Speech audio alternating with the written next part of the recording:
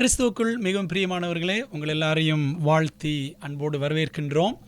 தேவனுடைய பெரிய கிருபையினாலே நாம் இந்த 2026 ஆண்டின் முதல் காலாண்டிலே நாம் ஓய்வு நாள் பாடங்களை படித்து இன்றைக்கு நிறைவு செய்ய இருக்கிறோம். பிலிப்பியரிலும் கொலோசேயரிலும் கிறிஸ்து, பரலோகத்தையும் பூலோகத்தையும் இணைத்தல் என்ற தலைப்பின் கீழே நாம் இந்த 2 நிருபங்களிலிருந்து சத்தியங்களை படித்து கொண்டே வந்தோம். ஆண்டவர் இந்த காலாண்டிலே நம்மை அதிசயமாக வழி நடத்தினார். அவருக்கே மகிமை உண்டாவதாக. இந்த முதலாம் காலாண்டின் நிறைவு பாடமாக பாடம் 13 இன்றைக்கு நாம் படிக்கிற தலைப்பு என்னவென்றால், தேவனுக்கு சித்தமான சகலவற்றிலும் நிற்றல் என்ற தலைப்பின் கீழே படிக்க போகிறோம். கொலோசியர் 4ஆம் அதிகாரத்தை நிறைவு செய்ய இருக்கிறோம். நமது கவனத்திற்குரிய வேத பகுதி கொலோசியர் 4ஆம் அதிகாரம் வசனங்கள் 7 முதல் 18 வரை. மனப்பாட வசனம் 1 தெசலோனிக்கேயர் 5ஆம் அதிகாரம் 18ஆம் வசனம். எல்லாவற்றிலேயும் ஸ்தோத்திரம் செய்யுங்கள், அப்படி செய்வதே கிறிஸ்து இயேசுவுக்குள் உங்களை குறித்து தேவனுடைய சித்தமாய் இருக்கிறது என்று நாம் அங்கே வாசிக்கிறோம். அப்போஸ்தலனாகிய பவுல் தன்னுடைய எல்லா நிருபங்களிலும், அந்த நிருபத்தின் ஆரம்பத்திலும் பாருங்கள், முடிவிலும் பாருங்கள், ஸ்தோத்திரம் செலுத்தி, தேவனுக்கு நன்றி செலுத்தி அல்லது நன்றி உணர்வோடு கூட அந்த நிருபங்களை அவர் ஆரம்பிக்கிறதையும் முடிக்கிறதையும் நாம் பார்க்கலாம். இந்த கொலோசியர் 4ஆம் அதிகாரத்தில் கூட நாம் பார்க்கும் பொழுது பவுலின் அந்த கடைசி வார்த்தைகளில் சபை மீதான அன்பும் அக்கறையும் வழிந்தோடுகிறதை நாம் அவருடைய வார்த்தைகளிலே காண முடியும்.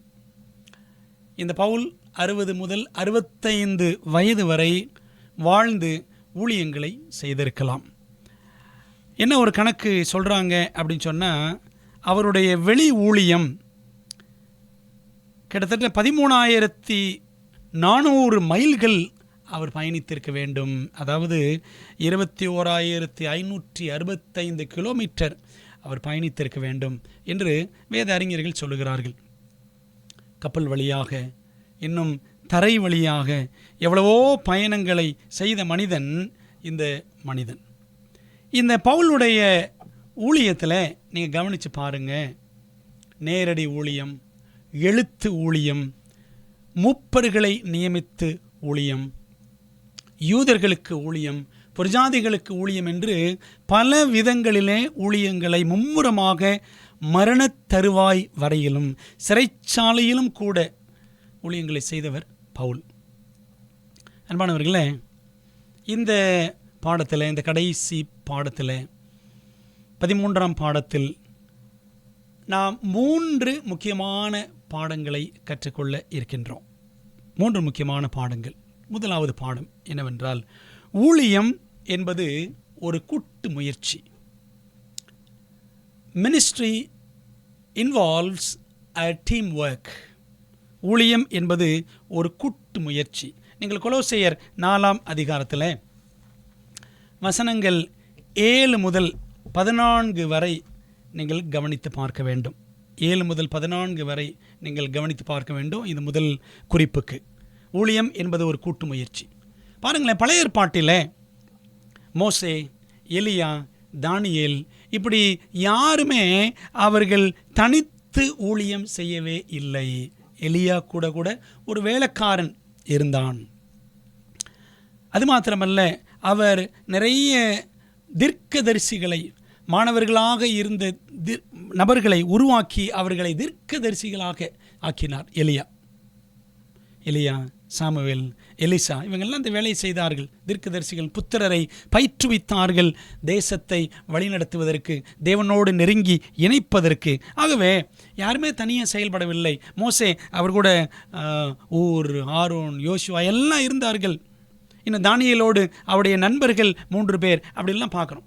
பாருங்கள், அதே போல் புதிய ஏற்பாட்டிலும் இயேசுவின் ஊழியத்தில் ஆண்களும் 12 சீஷர்கள், பெண்களும் இருந்தார்கள். லூக்கா 8ஆம் அதிகாரம் முதல் 3 வசனங்களை நீங்கள் படித்து பாருங்கள். ஆஸ்தியுள்ள பெண்கள், யோவன்னாள், சூசன்னாள், இப்படி எத்தனையோ பேர் ஆண்டவர் இயேசு கிறிஸ்துவின் ஊழியத்தில் மிக உதவியாக இருந்திருக்கிறார்கள். அதே போல தான் பவுலும் தன் ஊழியத்தில் ஒரு படையையே வைத்திருந்தார் என்று நாம் சொல்லலாம். இன்றைக்கு இருக்கிற நாமும் சரி, திருச்சபையில் விசுவாசிகளாக, ஊழியக்காரர்களாக, முக்கியமான பொறுப்புகளில் இருக்கிற நாமும் ஒரு பெரிய படை வச்சிருக்கிறோம், உண்மைதான். ஆனால் அவர்கள் வைத்து நாம் என்ன செய்கிறோம்? ஊழியம் செய்கிறோமா, அல்லது நம்முடைய சுய ஆதாயத்திற்காக ஒரு கூட்டணியை வைத்து கொண்டு நாம் சுய லாபம் தேடுகிறவர்களாக செயல்படுகிறோமா? ஏன்னா நிறைய நேரங்களில் நாமும் ஐக்கியமாக தான் இருக்கிறோம் அப்படின்னு நினைக்கிறோம். ஆனால் அந்த ஐக்கியத்தின் நோக்கம் என்ன என்பதை பல நேரங்களில் நினைப்பது இல்லை. பவுலை குறித்து நான் படிக்கிறோம். பவுலுடைய நிருபங்களில் நீங்கள் பாருங்கள், ஒவ்வொரு நிருபத்தை முடிக்கும் பொழுதும் நிறைய நபர்களின் பெயர்களை பவுல் எழுதியிருப்பார். ரோமர் 16ஆம் அதிகாரம், 2 தீமோத்தேயு 4ஆம் அதிகாரம், கொலோசியர் 4ஆம் அதிகாரம், இதெல்லாம் நீங்கள் கவனித்து பாருங்கள். நிறைய நபர்கள் பெயர்கள், அவர்கள் யூதர்களாக இருக்கலாம், புறஜாதிகளாக இருக்கலாம், அவர்கள் பெயர் எல்லாம் பவுல் பதிவு செய்திருப்பார். உதாரணமாக நீங்கள் கவனிங்களேன், ரோமர் 16ஆம் அதிகாரத்தில் மட்டும், இந்த கடைசி அதிகாரத்தில் 26 வித்தியாசமான பெயர்களை அவர் எழுதி வைத்திருக்கிறார். அதே போல் 2 தீமோத்தேயு 4ஆம் அதிகாரத்தில் நீங்கள் என்ன செய்யலாம், நிறைய பெயர்களை பார்க்கலாம். நாம் படிக்கக்கூடிய இந்த கொலோசியர் 4ஆம் அதிகாரம் 7 முதல் 14 வசனங்களை கவனித்தால் 9 நபர்களின் பெயர்களை அவர் எழுதி வைத்திருக்கிறார். இதில் என்ன தெரியுது அப்படின்னா, Paul was a friendly soul. பவுல் நட்பை நாடிய ஓர் ஆத்மா. he was rich in friendship. அவருக்கு நிறைய நண்பர்கள், ஆவிக்குரிய நண்பர்கள் இருந்தார்கள். விசுவாசிகளை நண்பர்களாக வைத்திருந்தார். தன்னோடு ஊழியம் செய்தவர்களை அவர் நண்பர்களாக பார்த்தார், பழகினார் அப்படின்னு நாம் புரிந்து கொள்கிறோம். அப்படி பவுலின் நிருபங்களில் இந்த 14 நிருபங்கள் ரோமர் முதல் எபிரேயர் வரைக்கும் படித்தோம் என்று சொன்னால், இந்த 14 நிருபங்களில் கிட்டத்தட்ட 100க்கும் அதிகமான பெயர்களை, அப்போஸ்தலர் நடபடிகளும் சேர்த்து 100க்கும் அதிகமான கிறிஸ்தவர்களை அவர் குறிப்பிட்டிருக்கிறார் என்று நாம் கண்டுகொள்ளலாம். நாம் பார்க்கக்கூடிய இந்த கொலோசியர் 4ஆம் அதிகாரத்தில் 7 முதல் 14 வசனங்களை நீங்கள் கவனித்து பாருங்கள். இந்த பகுதியில் வெறும் பெயர்கள் மாத்திரம் என்று நினைத்து விடக்கூடாது. பவுல் பெயர்களை எழுதும் பொழுது அவர்கள் குணங்களையும், அவர்களுடைய ஊழியத்தையும், அவர்களுடைய நல்ல குணம் அல்லது கெட்ட குணம் எல்லாத்தையுமே அவர் ஓரளவுக்கு எழுதியிருப்பார் என்று நாம் நிச்சயமாக நம்பலாம். இந்த கொலோசியர் 4ஆம் அதிகாரத்தில் 7 முதல் 14 வசனங்களில் அவர் எழுதியிருக்கிற அந்த 9 நபர்களை எப்படி குறிப்பிடலாம் பாருங்களேன். The men who stayed, கூடவே இருந்தவர்கள். கொலோசியர் 4 10, 11, 14 வசனங்கள் நீங்கள் பாருங்கள். ஒரு நபரை நான் குறிப்பிடுகிறேன், அரிஸ்தர்க்கு என்ற நபர். அரிஸ்தர்க்கு என்ற நபர் கூடவே இருந்திருக்கிறார். தீகிக்கு என்ற நபர், 7ஆம் வசனம் பாருங்கள். பிரியமான சகோதரனும் உண்மையுள்ள ஊழியக்காரனும் கர்த்தருக்குள் எனக்கு உடன் வேலையாளுமாய் இருக்கிற தீகிக்கு, இருக்கிற கூடவே இருக்கிறவர் தீகிக்கு அப்படின்னு பார்க்குறோம்.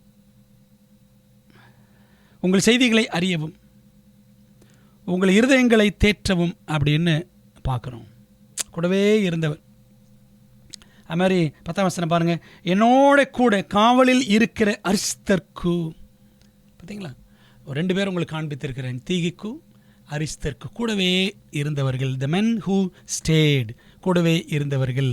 ரெண்டாவதுன்னா the man who prayed, ஜெபித்த ஒரு மனிதன், ஊக்கமாய் ஜெபித்த மனிதன். நீங்கள் கொலோசியர் 4ஆம் அதிகாரம் 12, 13 வசனங்கள் பாருங்கள். எப்பாப்பிரா என்ற ஒரு ஊழியக்காரனை பற்றி படிக்கலாம், பின்னாடி நம்ம அவர் குறித்து படிக்கலாம். மூன்றாவது the man who strayed, விட்டு விலகி போனவன். the man who stayed, the man who prayed, the man who strayed, விட்டு விலகி போனவன். 4ஆம் அதிகாரம் 14ஆம் வசனத்தில் தேமா என்ற ஒரு நபரை குறித்து நாம் படிக்கின்றோம். அன்பானவர்களே, இப்படி இந்த பெயர்களை பாருங்கள், இப்படி அழகாக பிரிக்கிறோம். இந்த 9 பேரையே நாம் இப்படி வித்தியாசமாக பிரித்து படிக்கலாம். ஏதோ பைபிளில் பெயர்கள், ஏதோ சும்மா பெயர்கள், ஊர் பெயர்கள், ஆட்களுடைய பெயர்கள், ஏதோ ஆண்டு எழுதி வச்சிருக்கிறார் அப்படின்னு நினச்சிடக்கூடாது. ஒவ்வொரு வார்த்தையையும். வேதாகமத்தில் ஒவ்வொரு பெயரையும், ஊரின் பெயரையும் அல்லது நபரின் பெயரையும் தேவன் அளந்து அளந்து எழுதி வைத்திருக்கிறார். ஆவியானவர் எந்த வார்த்தையையும் வேதாகமத்தில் அனாவசியமாக எழுதுவதற்கு விடவில்லை. அன்பானவர்களே, அப்போ என்ன பார்க்குறோன்னா, பவுலுடைய ஊழியத்தில் ஒரு படையே இருந்தது. ஊழியம் என்பது ஒரு கூட்டு முயற்சி. பிரியமான தேவ ஜனங்களே, இந்த கடைசி நாட்களின் கடைசியில் இருக்கிற நமக்கு ஏதாவது ஒரு கூட்டு முயற்சி இருக்கிறதா? ஆண்டவருக்காக ஏதாவது செய்யணும். வேதாகமத்தில் மோசே ஒரு டீம் வைத்திருந்தார், பவுல் ஒரு டீம் வைத்திருந்தார், எலியா ஒரு டீம் வைத்திருந்தார், சாமுவேல், இன்னும் எத்தனையோ பேர் சொல்லிகிட்டே போகலாம். பவுல், ஆண்டவர் இயேசு கிறிஸ்து, எல்லாரும் பெரிய பெரிய ஊழியங்களை செய்தார்கள். எல்லாமே அவர்கள் தனிநபராக செய்யவில்லை. ஒருவரும் தனியாக செயல்படாமல் சேர்ந்து கூட்டு முயற்சியாகத்தான் ஊழியங்களை செய்தார்கள். அன்பானவர்களே, அப்போது நம்ம கிடைக்கிற ஒரு பாடம், நாமும் ஏதாவது விதத்தில் குடும்பம் ஒரு சிறந்த ஒரு கூட்டணி, குடும்பமாகவோ அல்லது நண்பர்களாகவோ அல்லது சபையில் இருக்கக்கூடிய விசுவாசிகளாகவோ கூட்டாக சேர்ந்து ஒரு ஊழியத்தை, ஆண்டவருக்காக ஏதாவது ஒரு ஊழியத்தை நம்ம செய்யணுங்க. சும்மா ஏதோ வந்தோம் போனோம் அப்படின்னு இருந்துடக்கூடாது. கூட்டாக செயல்பட வேண்டும். ஒரு கதை ஒன்று நான் சொல்லுகிறேன். D.L. மூடி என்ற ஊழியக்காரர் சிகாகோவில் வல்லமையாக ஊழியங்களை செய்தவர். அமெரிக்காவில் மட்டும் இல்லை, உலகம் முழுவதிலும், குறிப்பாக அமெரிக்கா கண்டம், இங்கிலாந்து கண்டத்தையே அசைத்தவர். அன்பானவர்களே, அவர் உலகம் முழுவதும் பிரபலமான ஊழியக்காரர். அவருடைய திருச்சபையில் ஆயிரக்கணக்கான விசுவாசிகள். ஒரு அம்மா ஆலயத்துக்கு வரல. அப்போ ஏன் வரல அப்படின்னு சொல்லிட்டு அவர் ஒரு சில வாரங்கள் வருவார்னு பார்த்தாரு. அவங்க வரல, அந்த அம்மா வரல. இவரே வீட்டுக்கு போனார். அம்மாவை பார்த்தார், அந்த விசுவாசியை பார்த்தார். 2 பேரும் உட்காந்தாங்க. அந்த அம்மா வாயே பேசலை, அமைதியாக உட்காந்துருந்தாங்க. ஏம்மா வரலன்னு கேட்டதுக்கு பதில் ஏதும் இல்லை. அந்த அம்மாவுக்கு இன்னொரு அம்மா மேலே வருத்தம் ஆலயத்தில். இந்த அம்மா ஒன்றும் சொல்லலையே அப்படின்னு பார்த்து கொண்டே இருந்த D.L. மூடி ஒரு மாலை நேரத்தில் போயிருந்தார். குளிர் நேரம். அங்கே ஒரு கணப்பு இருந்தது, ஃபயர் பிளேஸ் இருந்தது. இந்த விறகெல்லாம் வச்சு எரிச்சிட்டு இருப்பாங்கல்ல, பாருங்களேன். ஒரு கட்டையை உருகினார், எரிந்து கொண்டிருந்த ஒரு விறகட்டையை உருகினார், உருவி கீழே போட்டார். இந்தம்மா பார்க்குறாங்க, பாஸ்டர் ஏதோ செய்கிறாரு அப்படின்னு சொல்லிட்டு கொஞ்சம் நேரம் 2 பேரும் பார்த்துட்டே இருந்தாங்க. நேரம் செல்ல செல்ல என்னாச்சுன்னா, அந்த தனிக்கட்டை சீக்கிரத்தில் அணைந்து போய்விட்டது. இது பார்த்து கொண்டே இருந்த அம்மா, போதவர் ஒன்றுமே சொல்லலை. இந்த அம்மா பிற்பாடு சொன்னாங்களாம், பாஸ்டர் இனிமேல் நான் வந்துடுவேன், இனிமேல் ஆலயத்துக்கு நான் தவறாமல் வந்து விடுவேன் அப்படின்னு சொன்னாங்க. என்ன அர்த்தம்? அழகான ஒரு பாடம். என்ன அப்படின்னா, தனிக்கட்டை சீக்கிரத்தில் அணைந்து போய்விடும். நம்ம ஆண்டவருக்காக அனல் உள்ளவர்களாக செயல்பட வேண்டும் என்றால், அன்பானவர்களே, ஊழியத்தை கூட்டு முயற்சியாக நாம் செய்ய வேண்டும். அட்லீஸ்ட் 2 பேர். அதனால தான் ஆண்டவர் இயேசு கிறிஸ்து பாருங்களேன், 2 பேராக ஊழியத்திற்கு அனுப்பினார் என்று லூக்கா 10ஆம் அதிகாரம் முதல் 2 வசனங்களில் படிக்கிறோம். அதனால தான் ஆதாம் ஏவாள் என்று ஒரு நபரையும் அவனோடு சேர்த்தார். கூட்டு முயற்சி. ஊழியம் என்பது ஒரு கூட்டு முயற்சி. இதை மறந்து விடாதீர்கள். ஆண்டவரே, எனக்கு ஒரு கூட்டாளியை கொடுங்க, எனக்கு ஒரு பங்காளியை தாரும் ஆண்டவரே, இப்படி ஊழியத்தை செய்வதற்கு என்று ஜெபிக்கவும் சரி, ஊழியம் செய்வதற்கும் சரி, கூட்டாக நாம் செயல்பட வேண்டும். 2வது, நல் நோக்கத்துடன் ஊழியம் செய்ய வேண்டும். நம்ம செய்யக்கூடிய ஊழியத்தில் நல்ல நோக்கம் இருக்க வேண்டும். Christian leaders must have one clear goal. கிறிஸ்தவ தலைவர்களுக்கு ஒரு தெளிவான நோக்கம் இருக்க வேண்டும். கிறிஸ்தவ தலைவர்கள் என்று சொல்லும் பொழுது பதவிகளில் இருப்பவர்கள் மட்டும் என்று நினைத்து விடக்கூடாது. Leader means one who can lead. Leader means one who can influence. மற்றவர்களை நடத்துகிறவர் தான், வழி நடத்துகிறவர் தான் தலைவர், வழிகாட்டி. மற்றவரை தூண்டினா நல்ல விதமாக தூண்டி, செல்வாக்கை சரியாக பயன்படுத்தி அவரை கிறிஸ்துவிடம் வழிநடத்துகிறவர் தான் லீடர். அன்பானவர்களே, அப்போ இன்றைக்கி சபையில் போதகர்களும் சரி, விசுவாசிகளும் சரி, எல்லாருமே சர்ச் லீடர்ஸ். திருச்சபையில் ஒவ்வொரு பொறுப்பு நாம் வகிக்கிறோம். போதகர், மூப்பர், பொருளாளர், ஓய்வு நாள் பள்ளி இலாக்கா தலைவர், அப்படின்னு நிறைய இருக்குது. ஆகவே எல்லாருக்கும் ஆண்டவர் பொறுப்புகளை கொடுத்திருக்கிறார். நம்ம லீட் பண்ண வேண்டும். நாமும் தலைவர்களாக, வழிகாட்டிகளாக இருக்கிறோம். ஆகவே நம்ம எல்லாருக்கும் ஒரு நல்ல நோக்கம் இருக்க வேண்டும். என்ன நோக்கம் அப்படின்னா, சபை விசுவாசிகள் விசுவாசத்தில் வளர்வதற்கும், கிறிஸ்துவுக்குள் வேரூன்றுவதற்கும், தேவனுடைய சித்தத்தோடு முற்றிலுமாக இணைந்து செயல்படுவதற்கும் அவர்களை வழிநடத்துவதே நம்முடைய ஒரு தெளிவான நோக்கமாக இருக்க வேண்டும். பாருங்கள், கொலோசியர் 4 அதிகாரம் 12-13 வசனங்களில் பவுல் ஒரு நபரை சுட்டி காட்டுகிறார். எப்பாப்பிராவும் உங்களுக்கு வாழ்த்துதல் சொல்கிறான். உங்களைச் சேர்ந்தவனும் கிறிஸ்துவின் ஊழியக்காரனுமாகிய இவன் நீங்கள் தேவனுக்கு சித்தமானவைகள் எல்லாவற்றிலும் தேறினவர்களாயும் பூரண நிச்சயம் உள்ளவர்களாயும் நிலைநிற்க வேண்டும் என்று. இந்த வார்த்தை தான், இந்த வசனம் தான் இன்னைக்குரிய பாடத்தினுடைய தலைப்பு. தேவனுக்கு சித்தமான சகலவற்றிலும் நிற்றல். நீங்கள் தேவனுக்கு சித்தமானவைகள் எல்லாவற்றிலும் தேறினவர்களாயும் பூரண நிச்சயம் உள்ளவர்களாயும் நிலைநிற்க வேண்டும் என்று தன் ஜெபங்களில் உங்களுக்காக எப்பொழுதும் போராடுகிறான். எப்பாப்பிரா, போராடி ஜெபிக்கிறவன். எதற்காக இந்த ஜெபம் அப்படின்னா, அன்பானவர்களே, ஒரு காரியத்தை மனசில் வச்சுக்கணும். கொலோசே பட்டணம் மற்றும் லவோதிக்கேயா, ஏராப்போலி போன்ற நகரங்களை பவுல் நேரடியாக சந்தித்து ஊழியம் செய்யவில்லை. எப்பாப்பிரா என்ற நபர்தான் கொலோசேல ஊழியம் செய்த ஒரு நபர். சரிங்களா?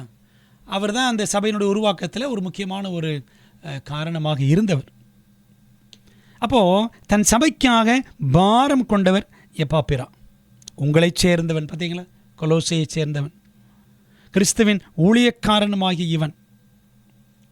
இந்த கொலோசை சபை உருவாவதிலே அவர் ஒரு காரணமாக இருந்திருக்கிறார். நீங்கள் தேவனுக்கு சித்தமானவைகள் எல்லாவற்றிலும் தேறினவர்களாக, சபை விசுவாசிகள் தேவனுடைய சித்தத்தில் வளருவதற்கு ஊழியக்காரர்கள் உதவியாக இருக்கணும். பூரண நிச்சயம் உள்ளவர்கள், சத்தியத்தில் பூர்ணமான நிச்சயம் உள்ளவர்களாக கர்த்தருடைய பிள்ளைகளை வளர்க்கணும் ஊழியக்காரர்கள். ஆகவே இதற்காக தன் ஜெபங்களில் எப்பொழுதும் போராடுகிறான். பார்த்தீங்களா? அப்போ எப்பாப்பிராவுக்கு இருந்த ஒன் கோல், இவன் உங்களுக்காகவும் லவோதிக்கேயருக்காகவும் எராப்போலியருக்காகவும், பார்த்தீங்களா, கொலோசே, லவோதிக்கேயா, எராப்போலி 3 பட்டணங்கள். இந்த பட்டணங்களில் உள்ள சபை மக்களுக்காக மிகுந்த ஜாக்கிரதை உள்ளவனாய் இருக்கிறான் என்பதற்கு நான் சாட்சியாக இருக்கிறேன். ஆகவே கிறிஸ்தவ தலைவர்கள் தங்களுடைய மந்தையை குறித்து, போதகர்கள் அல்லது சபையில் பொறுப்பில் இருக்கிறவர்கள் தங்களுடைய சபையை ஆவிக்குறி ரீதியாக வழிநடத்தி செல்ல வேண்டும்.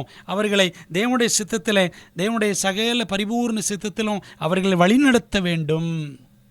பூரண நிச்சயம் உள்ளவர்களாக அவர்களை வளர்க்க வேண்டும் என்பதில் தான் இன்றைக்கி குறியாக இருக்கணும். நம்ம எப்படி நினைக்கிறோம், அவனுக்கு பதவி கிடச்சிடணும், நம்ம விடக்கூடாது, நம்ம தான் இருக்கணும் அப்படின்னு நினைக்கிறோம். அது அல்ல. எல்லாம் நம்ம கண்ட்ரோலை வச்சுக்கணும் என்பதற்காக தேடக்கூடாது. அன்பானவர்களே, சபையை நடத்துறதுக்கு தேவன் யார் யார் நியமிக்கிறாரோ அவங்க வரட்டும். நம்மை நாமே நியமித்துக்கொள்ள முயற்சி பண்ணக்கூடாது. அண்டர்கொண்டு ஒர்க்கெல்லாம் பண்ணக்கூடாது, தவறு. அன்பான தேவ பிள்ளைகளை, அப்போ பாருங்கள், தேவன் ஊழியக்காரர்களை தலைவர்களாக, சபை விசுவாசிகளை தலைவர்களாக ஏற்படுத்துவதன் நோக்கம் என்ன? அவங்களுக்கு கீழே இருக்கக்கூடிய மந்தையை, ஆத்துமாக்களை தேவனுக்கு சித்தமான சகலவற்றிலும் தேறினவர்களாக நிறுத்தணும். பூரண நிச்சயம் உள்ளவர்களாக அவர்களை நிறுத்த வேண்டும். அவர்களை குறித்து மிகுந்த ஜாக்கிரதையோடு செயல்பட வேண்டும் என்பதை இந்த எப்பாப்பிரா மூலமாக நாம் கற்றுக்கொள்கிறோம். ஆண்டவர் நமக்கு சத்தியத்தை கொடுத்திருக்கிறாரு. அந்த சத்தியத்தை பிரசங்கம் பண்ண வேண்டும். பிரசங்கத்தின் நோக்கம் என்ன? Why to preach? What is the goal of preaching? பிரசங்கிப்பது நோக்கம் பாருங்கள். கொலோசியர் 1 28, 29 வசனங்கள். எந்த மனுஷனையும் கிறிஸ்து இயேசுவுக்குள் தேறினவனாக நிறுத்தும்படிக்கு அவரையே நாங்கள் அறிவித்து எந்த மனுஷனுக்கும் புத்தி சொல்லி எந்த மனுஷனுக்கும் எல்லா ஞானத்தோடும் உபதேசம் பண்ணுகிறோம். பார்த்தீங்களா? எந்த மனுஷனுக்கும் 3 முறை அந்த வார்த்தை வருகிறது கொலோசியர் 1:28. அப்போது எந்த மனுஷனாலும் சரி, கிறிஸ்துவுக்கு வெளியே இருக்கிற கிறிஸ்தவத்தை அறியாத யார் என்றாலும் சரி, கிறிஸ்துவுக்குள் வந்துவிட்டவர்களானாலும் சரி, எந்த மனுஷனையும் கிறிஸ்து இயேசுவுக்குள் தேறினவனாக நிறுத்தும்படிக்கு இயேசுவையே நாங்கள் அறிவித்து எந்த மனுஷனுக்கு புத்தி சொல்லி எந்த மனுஷனுக்கும் எல்லா ஞானத்தோடும் உபதேசம் பண்ணுகிறோம். அதற்காக நான் எனக்குள்ளே வல்லமையாய் கிரியை நடப்பிக்கிற அவருடைய பலத்தின்படி போராடி பிரயாசப்படுகிறேன். பார்த்தீங்களா? அப்போ நோக்கம் என்ன? சத்தியத்தை அறிவிக்கிற நோக்கம் என்ன அப்படின்னா, எந்த மனுஷனையும் கிறிஸ்துவுக்குள் தேறினவனாக நிறுத்த வேண்டும் என்பதுதான். புரியுதுங்களா? இதுதான் நம்முடைய நோக்கம். அன்பானவர்களே, அதே போல் கொலோசியர் 2 நீங்கள் கவனித்து பார்த்தால் 2 வசனம் பாருங்கள். அவருடைய இருதயங்கள் தேற்றப்பட்டு 1 படிக்கிறேன். உங்களுக்காகவும் லவோதிக்காவில் இருக்கிறவர்களுக்காகவும் சரீரத்தில் என் முகத்தை காணாதிருக்கிற மற்ற எல்லாருக்காகவும் மிகுந்த போராட்டம் எனக்கு உண்டென்று நீங்கள் அறிய விரும்புகிறேன். சபையாருக்காக மிகுந்த அக்கறை உள்ளவர் பவுல். அவருடைய இருதயங்கள் தேற்றப்பட்டு அவர்கள் அன்பினால் இணைக்கப்பட்டு பிதாவாகிய தேவனுக்கும் கிறிஸ்துவுக்கும் உரிய இரகசியத்தை அறிந்து கொள்ளுகிற உணர்வின் பூரண நிச்சயத்தினுடைய எல்லா ஐஸ்வர்யத்திற்கும் உரியவர்களாக வேண்டும் என்றே இப்படி விரும்புகிறேன். பார்த்தீங்களா? சபையார் எப்படி ஆகணுமா?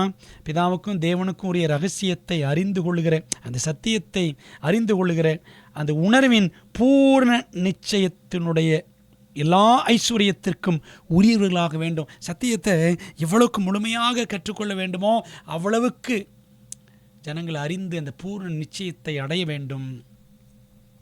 இதான் நான் விரும்புகிற விருப்பம் அப்படின்னு பவுல் எழுதுகிறார். இப்போ பார்த்தீங்களா? ஊழியக்காரர்களுக்கு ஒரு நல் நோக்கம் இருக்க வேண்டும். உள்நோக்கம் இருக்கக்கூடாது. எல்லாம் உள்நோக்கத்தோடையே செயல்படும். நல்ல நோக்கம் இருக்க வேண்டும் என்பதை இந்த கொலோசியர் கடைசி அதிகாரம் நமக்கு கற்றுக் கொடுக்கிறது. அதாவது கிறிஸ்துவை போன்ற குணத்தில் சபையாரை வளர்க்க வேண்டும். இதுதாங்க பிரதானமான நோக்கம். இந்த கொலோசியர் 4 அதிகாரத்தில் நமக்கு இருக்கக்கூடிய கடைசி பாடம் 3வது பாடம் என்னவென்றால், பொருளாசைக்கு எதிரான எச்சரிக்கை. பொருளாசைக்கு எதிரான எச்சரிக்கை.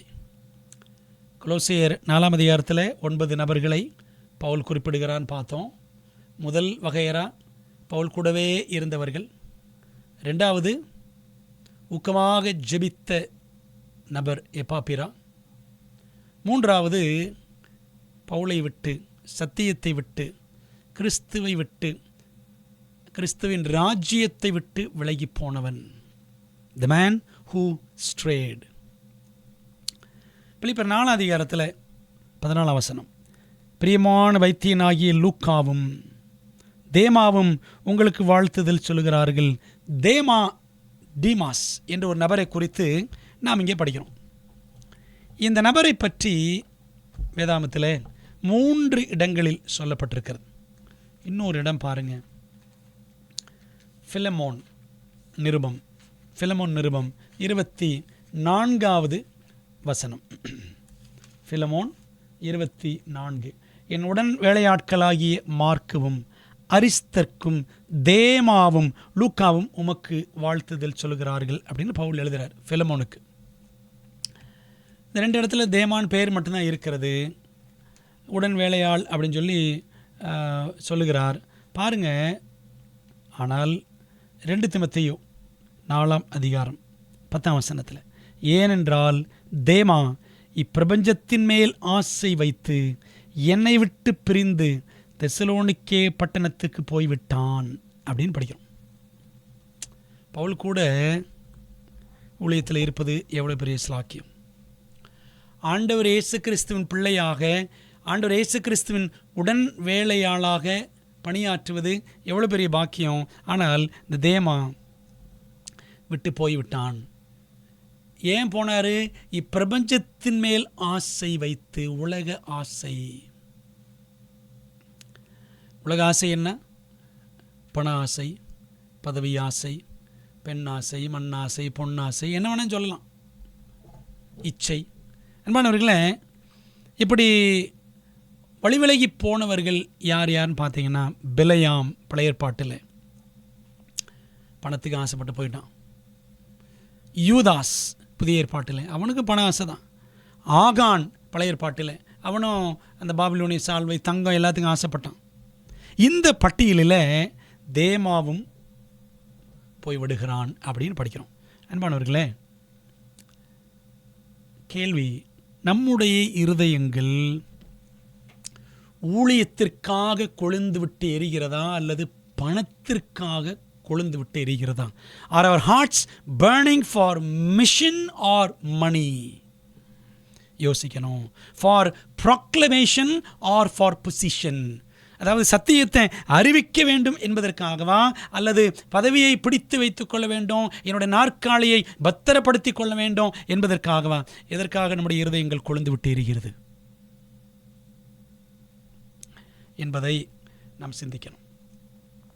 அன்பானவர்களே, இந்த பொல்லாத உலகத்தில் லவோதிக்கேயா என்ற 7வது சபையின் காலகட்டத்தில், லவோதிக்கேயா 7வது சபை நமக்கு தெரியும்ல. லவோதிக்கேயா என்றால் நியாய தீர்ப்பின் மக்கள் அல்லது மக்கள் நியாயந்தீர்க்கப்படுகிறார்கள் என்று அர்த்தம். நியாய தீர்ப்பு நடந்து கொண்டிருக்கிறது பரலோகத்தில் என்பதை லவோதிக்கேயா என்ற பெயர் நமக்கு சுட்டி காண்பிக்கிறது. அன்பான தேவ பிள்ளைகள், அப்படியானால் கடைசி கால சபையின் மக்களாகிய நாம், கடைசி திருச்சபையின் மக்களாகிய நாம், பரலோகத்தில் நியாய தீர்ப்பு நடந்து கொண்டிருக்கிறது, நிறைவடைய போகிறது என்று அறிந்திருக்கிற, அறிவிக்க வேண்டிய மக்களாகிய நாம் எப்படிப்பட்ட ஜீவியம் செய்கிறோம்? நம்முடைய ஜீவியம் எப்படி இருக்கணும் அப்படின்னா, லவோதிக்கேயா சபைக்கு ஆண்டு சொல்லுகிறார், வேஷம் போடாத ஜீவியம். இந்த உலகத்திற்கு ஒத்த வேஷம் தரிக்க வேண்டாம். ரோமர் 12:2 படிக்கிறோம்ல. இப்போ இந்த உலகத்தின் மேலே ஆசை வச்சு தேமா போயிட்டான். நம்முடைய ஜீவியம் அப்படி இருந்து விடக்கூடாது. சித்தம் உணர்ந்து வாழும் ஜீவியம், தேவனுடைய நன்மையும் பிரியமும் பரிபூர்ணமான சித்தம் இன்னதென்று பகுத்தறியத்தக்கதாக உங்கள் மனம் புதிதாகிறதுனாலே மறுரூபமாகுங்கள். ரோமர் 12:1-2 படித்து பாருங்கள். தேவனுடைய சித்தம் உணர்ந்து வாழும் ஜீவி நமக்கு தேவை. நம்முடைய பாடத்தலைப்பு அதுதான். தேவனுக்கு சித்தமான சகலவற்றிலும் நிலை நிற்க வேண்டும். நீங்களும் நான் நாளுக்கு நாள் பக்குவப்படும் ஜீவியம் நமக்கு தேவை. நாளுக்கு நாள் பக்குவப்படும். வருகிற காலாண்டில், 2ஆம் காலாண்டில் ரொம்ப அருமையான பாடங்களை படிக்க போகிறோம். Growing in a relationship with God, தேவனோடு உள்ள உறவில் வளருதல் என்ற தலைப்பில் நம்ம 2ஆம் காலாண்டு படிக்க போகிறோம். ரொம்ப அருமையான பாடங்கள். அன்பானவர்களே, பார்த்தீங்களா? அப்போ நாளுக்கு நாள் கிறிஸ்துவுக்குள் வளருகிற ஜீவியம் நமக்கு தேவை. நீங்கள் பாருங்கள், எபேசியர் 4ஆம் அதிகாரத்தில் 11ஆம் வசனம். எப்படி வளரணும்? மேலும் நாம் அனைவரும் தேவனுடைய குமாரனை பற்றின விசுவாசத்திலும் அறிவிலும் ஒருமைப்பட்டவர்களாகி கிறிஸ்துவனுடைய நிறைவான வளர்ச்சியின் அளவுக்கு தக்க பூரண புருஷராகும் வரைக்கும், கிறிஸ்துவனுடைய நிறைவான வளர்ச்சியின் அளவுக்கு தக்க அவரை போல வளரணுங்க. அதான் நம்முடைய இலக்கு. நாளுக்கு நாள் பக்குவப்படும் ஜீவியம், உலக இச்சைகளை வெறுத்து ஒதுக்கும் ஜீவியம் நமக்கு தேவை. தீத்து 2ஆம் அதிகாரம் வசனம் 12 வாசிக்கலாமா? தீத்து 2:12. நாம் அவபக்தியையும் லௌகிக இச்சைகளையும் வெறுத்து தெளிந்த புத்தியும் நீதியும் தேவபக்தியும் உள்ளவர்களாய் இவ்வுலகத்தில் ஜீவனம் பண்ணி. பார்த்தீங்களா? அப்போ ஆண்டவர் இந்த உலகத்தில் நம்ம வைத்திருக்கிறார். தெளிந்த புத்தியோடு இருக்கணும், தேவபக்தியாய் நாம் வாழ வேண்டும், இச்சைகளை வெறுத்து நாம் வாழ வேண்டும் என்பதை நாம் படிக்கிறோம். அன்பானவர்களே, தேமா போன உலகின் பின்னே செல்லும் அபாயம் லவோதிக்கேயரிடமும் இருக்கத்தான் செய்கிறது. தேமா பின்வாங்கி போயிட்டாரு. லவோதிக்கேய சபையின் காலத்தில் இருக்கிற லவோதிக்கேயரான நமக்கும் அந்த அபாயம் இருக்கிறது. ரொம்ப ஜாக்கிரதையாக நாம் இருக்க வேண்டும். அன்பானவர்களே, இன்னொரு பாசிட்டிவ் ட்ரூத் என்ன அப்படின்னா, ஒரு நேர்மறையான சத்தியம் என்ன அப்படின்னா, பூமியை பிரகாசிப்பிக்கிற சத்தியம் நம்மிடத்தில் தான் இருக்கிறது. பாருங்களேன், எழும்பி பிரகாசி, உன் ஒளி வந்தது, கர்த்தர் மகிமை உன்மேல் உதித்தது, இருள் பூமியையும் காரிருள் ஜனங்களை மூடும், ஆனாலும் கர்த்தர் உன்மேல் உதிப்பார் என்று ஏசாயா 60 முதல் 3 வசனங்கள் படிக்கிறோம். அப்போது இந்த பூமியை பிரகாசிப்பிக்கிற சத்தியம் வெளிப்படுத்தல் 18 1 வசனத்தை நீங்கள் படித்து பாருங்கள். பின்பு வேறொரு பலமுள்ள தூதன் வானத்திலிருந்து கீழே இறங்கி வர கண்டேன். அவனுடைய பிரகாசத்தினால் பூமி முழுவதும் பிரகாசித்தது. என்ன அர்த்தம் அப்படின்னா, கடைசி கால அந்த முத்தூது சத்தியத்தோடு அந்த 3 தூதர்களோடு 4ஆம் தூதன் இறங்கி வரும்பொழுது பூமியை பிரகாசிக்கிற விதத்தில் இந்த உலகத்தில் சத்தியம் அறிவிக்கப்படும். அன்பானவர்களே, அந்த 3 தூதர்கள், அந்த 4ஆம் தூதன் எல்லாமே அட்வென்டிஸ்ட் திருச்சபை, மீதமான திருச்சபை தான். உலகத்தை பிரகாசிப்பிக்கிற சத்தியம் நம்மிடத்தில் இருக்கிறது. அன்பானவர்களே, அப்போ பேர்பட்ட மகத்துவமான சத்தியம் நம்மிடத்தில் இருக்கிறது என்பதை நாம் உணர்ந்து வாழ்கிறோமா? பரலோகத்தோடு பூலோகத்தை இணைக்கிற சத்தியம் நம்மிடத்தில் இருக்கிறது.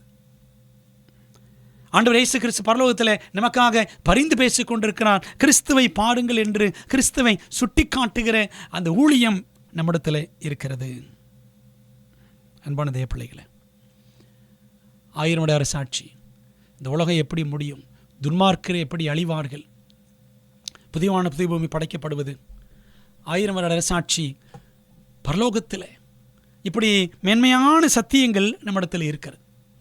அன்பான தேவ பிள்ளைகளே, ஆகவே தேவனுடைய சத்தியத்தை உணர்ந்தவர்களாக, அவருடைய பரிபூர்ண சித்தத்தில் பக்குவப்பட்டவர்களாக நாம் வளர்ந்து சத்தியத்தில் கிறிஸ்துவுக்குள்ளே திருச்சபையில் நம் ஆண்டவருக்காக நிலைத்து நிற்க வேண்டும். கிறிஸ்துவுக்கென்று நம்மை அர்ப்பணித்து நாம் வாழ்வோம் என்று சொன்னால் அவருடைய சொந்த கோட்டையாக நீங்கள் நானும் மாறலாம். பார்த்தீங்களா? We must become a strong bulwark of God. தேவனுடைய பலமான கோட்டையாக, சத்தியத்திற்கென்று உறுதியுள்ள பிள்ளைகளாக நாம் நிற்க வேண்டும். ஆக அன்பானவர்களே, ஆண்டவருக்காக வைராக்கியத்தோடு இருப்போம். ஆண்டவர் மையப்படுத்துகிற ஒரு வாழ்க்கையை தனிப்பட்ட முறையில் குடும்பமாக சபையாக வாழ நம்ம ஒப்புக் கொடுப்போம்.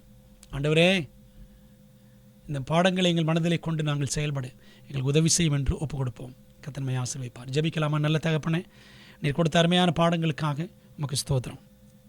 இந்த காலாண்டு முழுவதும் பிலிப்பியர், கொலோசியர் நிருபங்களிலிருந்து எங்களை கற்றுக் கொடுத்த நல்ல பாடங்களுக்காக நன்றி. பரலோகத்தையும் பூலோகத்தையும் இணைக்கிற பாலமாக கிறிஸ்து இருக்கிறார். அதுபோல் கிறிஸ்தவர்களாகிய நாங்களும் இந்த பூலோகத்தில் இருக்கிறவர்களை பரலோகத்தோடு, பாவத்தில் உழன்று கொண்டிருக்கிறவர்களை பரிசுத்தராம் கிறிஸ்துவோடு இணைக்கிற ஊழியத்தை செய்ய ஆண்டவங்களுக்கு பலத்தை கொடுங்க. தொடர்ந்து நடத்தும் ஆண்டவரே, நாங்கள் தேவனுடைய சித்தத்திலும் சகல விதமான காரியங்களிலும் நாங்கள் தேறினவர்களாக, பக்குவப்பட்டவர்களாக, கிறிஸ்துவை பிரதிபலிக்கிறவர்களாக மாற தேவரே எங்களுக்கு உதவி செய்யும்படி இயேசுவின் நாமத்தில் ஜெபிக்கிறோம் நல்ல பிதாவே, ஆமென். அன்பானவர்களே, தேவன் உங்களை ஆசீர்வதிப்பாராக. மீண்டும் புதிய காலாண்டு பாடங்களில் சந்திப்போம். ஆமென்.